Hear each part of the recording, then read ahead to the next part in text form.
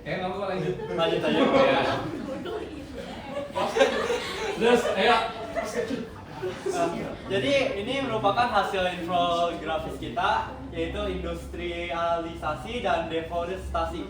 Jadi di sini kita bisa lihat ada penyebab industrialisasinya, yaitu perkembangan teknologi mesin, pertumbuhan ekonomi, dan juga kebutuhan produksi massal. Nah, juga ada penyebab deforestasi, yaitu perluasan lahan pertanian dan perkembangan kebun, dan juga pembagian infrastruktur. Nah, dari sini kita juga bisa mendapatkan dampak negatif, yaitu seperti kalau dari deforestasi, yaitu bencana alam, kehilangan habitat hewan-hewan yang tinggal di hutan tersebut. Habis itu juga ada pemanasan global, gara-gara pohon-pohonnya kan udah nggak ngasilin oksigen, habis itu malah ada pemanasan global. Juga ada kerusakan siklus air. Nah, dari sana juga kita dapat dampak negatif industrialisasi, yaitu polusi udara, air dan tanah, dan juga ada kesenjangan sosial. Gara-gara kalau dalam industrialisasi seringkali ada satu pihak yang kena untung, satunya lagi kena rugi. Nah, di sini juga ada emisi gas rumah kaca dan urbanisasi yang berlebihan. Nah, dari sana kita membuat beberapa solusi yang kita bisa gunakan. Kalau buat industrialisasi, yaitu perkembangan industri hijau, pemerataan lokasi industri, dan lain-lain. Nah, kalau dari deforestasi juga ada restorasi dan reboisasi, dan juga pemantauan digital. Itu saja dari kelompok kami. Terima kasih. Ada yang mau bertanya? Saya Pak. Ya, kelompok ini boleh.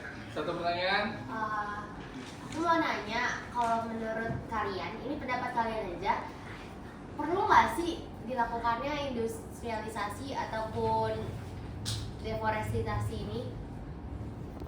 Oke, gimana? Perlu nggak untuk pemerintah waktu itu, masa Orde Baru, melakukan hal ini? Ya, kalau dari kelompok kami tentu perlu. Gara-gara itu kita juga perlu memproduksi kayak massal dan juga pertumbuhan ekonomi dalam masa-masa ini. Nah, tapi dengan catatan kita juga harus bisa mengatur kayak tempat-tempatnya, ini industri sama kalau ini, supaya kita bisa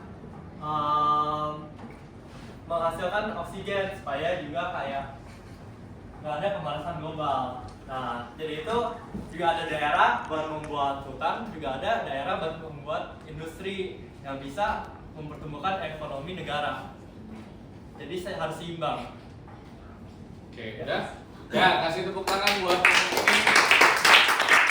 Ya, terima kasih sudah presentasi. Boleh duduk lagi. Thank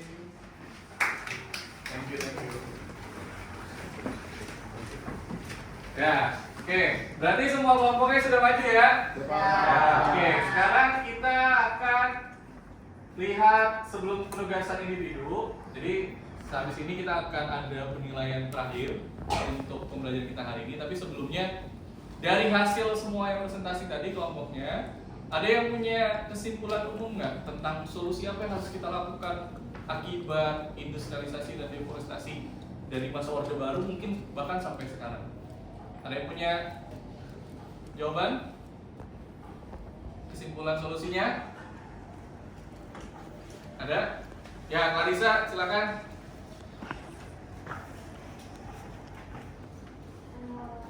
Kesimpulan dari Solusinya ya. solusinya.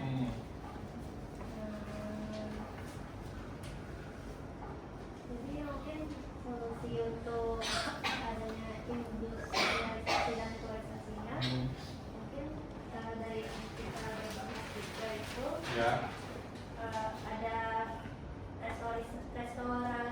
restorasi dan reboisasi. Jadi seimbang itu bahannya ada industrialisasi atau nanti kita juga harus membangun kembali apa yang kita sudah lakukan gitu. Juga mungkin ada yang lain seperti pemantauan digital atau alternatif ekonomi untuk masyarakat. Ya, itu refleksinya ya. Oke, thank you. Tepuk tangan boleh. Ada satu lagi kalau satu lagi refleksi kita hari ini dari materi kita tentang industrialisasi dan berkaitan sama lingkungan tempat kita hidup. Ada? Ya, Graciela, ada? Kalau menurut saya, industrialisasi dan deforestasi itu penting untuk dilakukan, Pak, karena balik lagi ke tujuan Orde Baru mengadakan industrialisasi dan deforestasi untuk memajukan ekonomi negara. Jadi menurut saya kita juga nggak bisa berkembang secara ekonomi tanpa kedua hal itu. Meskipun kedua hal itu juga tentunya memiliki beberapa dampak buruk, tapi dampak buruk tersebut bisa kita cegah kok dengan cara seperti yang tadi Clarissa bilang, reboisasi dan restorasi. Gitu Pak menurut saya. Ya, boleh tepuk tangan buat Grace. Ada satu lagi? Nggak ada? Udah cukup? Ya, itu kesimpulannya ya. Jadi refleksi kita tentang materi kita hari ini. Nah, sebelum nanti kita berakhir, ya nanti kalian ada satu lagi. Nah, kalau yang ini individu ya, nanti sehabis ini kamu akan tulis esai singkat tentang solusi dari kebijakan itu yang tadi kita sudah diskusi. Nah, kalau ini sifatnya individu. Oke? Ya? Oke, boleh balik ke tempat duduknya masing-masing. Terima kasih sudah berdiskusi. Oke. Sudah selesai esai singkatnya tadi, sudah dikumpul. Terima kasih sudah mengerjakan. Nanti akan Bapak lihat ya, Bapak nilai sesuai dengan rubrik yang tadi sudah kita lihat sama-sama. Oke, berarti ini akhir dari pembelajaran kita hari ini. Sebelum kita berakhir pembelajarannya, kita lihat lagi proses tadi kita belajar dari awal sampai detik ini. Kira-kira ada yang mau kasih pendapat bagaimana proses kita hari ini? Ya, Abi dulu. Saya sangat suka ya Pak bekerja dalam kelompok, apalagi kalau kelompoknya sama-sama semua kerja. Ya. Begitu hasil dapat kelompoknya semua sama-sama kerja, jadi bisa selesai lebih cepat. Mana tadi kelompoknya? Woi, betul betul. Nah, itu ya, kalau dibagi kelompok semuanya harus kerja. Namanya juga kerja sama. Tadi kan dimensi profil lulusan kita salah satunya adalah kolaborasi. Oke, paham ya? Ada tadi satu lagi, Paren. Menurut saya kerja kelompok sambil membuat sebuah proyek itu menyenangkan Pak, karena dapat merefleksikan pikiran kita Pak. Wih, betul banget. Oke, berarti kesimpulannya proses pembelajaran kita hari ini boleh berjalan dengan baik. Mudah-mudahan Bapak berharap nanti ke depannya kita belajarnya lebih menyenangkan lagi, lebih bermakna lagi, dan kita bisa mengaplikasikan apa sih ilmu yang bisa kita dapat. Paham? Oke. Terima kasih untuk kerjasamanya hari ini. Setelah ini kalian lanjut pelajaran berikutnya. Boleh beri aplaus lagi terakhir. Oke, paham? Oke, ya. Jadi sampai bertemu lagi di pertemuan berikutnya. Ketua kelasnya boleh siapin. Berdiri. Beri salam. Salam.